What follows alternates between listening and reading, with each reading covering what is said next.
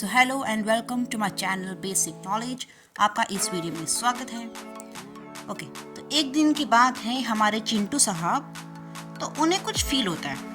अब उन्हें क्या फील होता है, तो वो एक टाइम पे ऐसे और एक टाइम पे ऐसे मूव करते हैं। मतलब कभी यहाँ मूव हो रहे होते हैं तो कभी यहाँ मूव हो रहे होते हैं। तो तभी अचानक से उनकी मम्मा की आवाज़ आती है, चिंटू जरा घर से बाहर निकल जल्दी।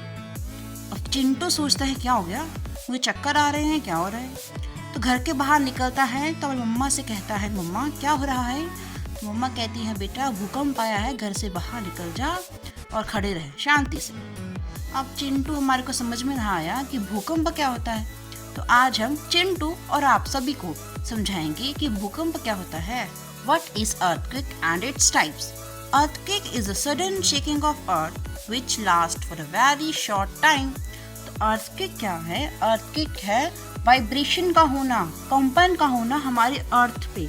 जब हमारी अर्थ कंपन करती है, शेक करती है कुछ समय के लिए, तो उसे हम कहते हैं earthquake। ठीक है, तो अब earthquake होने के हम ये 3 रीजन पढ़ेंगे, किन किन कारणों की वजह से भूकंप आता है। तो पहला है टेक्टोनिक।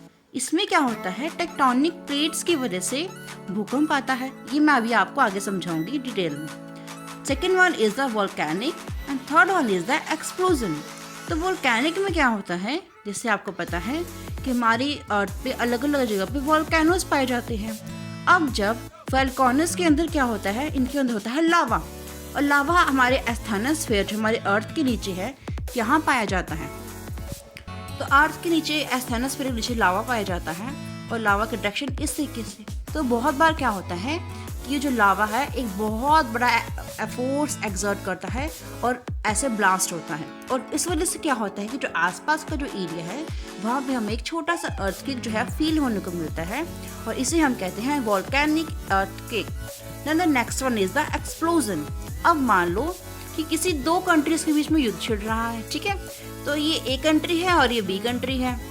तो ए कंट्री वालों ने यहाँ पे फेंका न्यूक्लियर बम, और बी जो कंट्री वाले हैं इन्होंने भी फेंका। तो अब इतने सारे मिसाइल्स या फिर न्यूक्लियर बम जब फेंक रहे हैं, तो उस वजह से क्या होता है कि बहुत बार अर्थक्वेक देखने को मिलते हैं, क्योंकि बहुत ज़्यादा भारी, बहुत ज़्यादा एक्सप्लोजिव जो है वेपन्स यूज़ कर रहे हैं। तो उस वजह से हमारी अर्थ सह नहीं पाती और हमें छोटे बड़े भूकंप देखने को मिलते हैं, और इसे हम कहते हैं एक्सप्लोजन अर्थक्वेक। ओके, अब टेक्टोनिक को हम पढ़ते हैं डिटेल में।